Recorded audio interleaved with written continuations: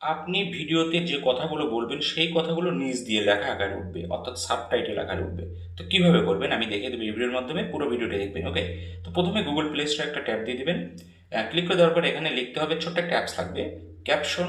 আমি দেখিয়ে দিচ্ছি, লগোটি দেখিয়ে দিচ্ছি, ক্যাপশন অ্যাপস। এই দেখেন, এখানে একটা ট্যাব দিয়ে দিবেন, এটা দিয়ে সার্চ দেবেন। সার্চ দেওয়ার পর এই যে লগোটি দেখে এখানে একটা ক্লিক করে দেবেন, caption AI subtitles, caption AI subtitles. Okay, তো এখান থেকে আপনি এই যে লগোটি দেখে ইনস্টল করে নেবেন। ওকে, তো আমি ইনস্টলে ক্লিক করে দিলাম।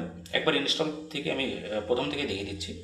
তারপর ওপেনে একটা টাচ করে দেবেন। ওকে, ওপেনে টাচ করে দিয়ে অ্যালাউ চলে অ্যালাউ করে দিবেন।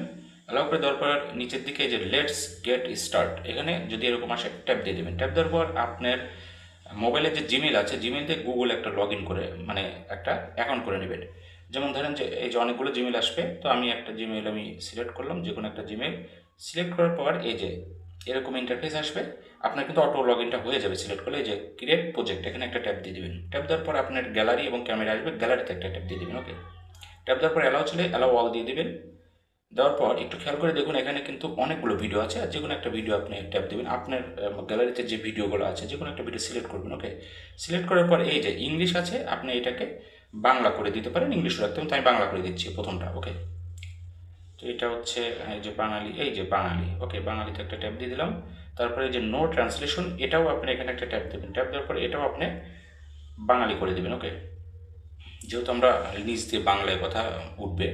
তো এই যে ক্যাপশন অপশন, দেখেন একটা অপশন আছে, এখানে একটা ট্যাপ দিন। ট্যাপ দেওয়ার পরে এই যে যে দুইটা অপশন আছে এটাও অন করে দেবেন। ওকে, অন করে দেওয়ার সাথে সাথে মোটামুটি কাজ শেষ। এখন ক্রিয়েট এই যে প্রজেক্ট, এখানে একটা ট্যাপ দিয়ে দেবেন।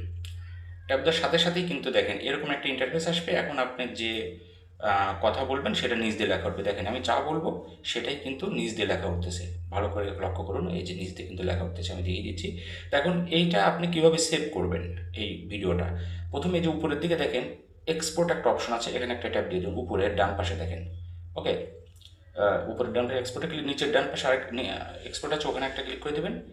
এই দেখেন এখন কিন্তু অলরেডি এটা ডাউনলোড হয়ে আপনার গ্যালারিতে চলে যাবে। এই যে হয়ে গেছে। এখন আপনি চাইলে এটাকে কিন্তু আপনি এখান থেকেও শেয়ারও করতে পারেন।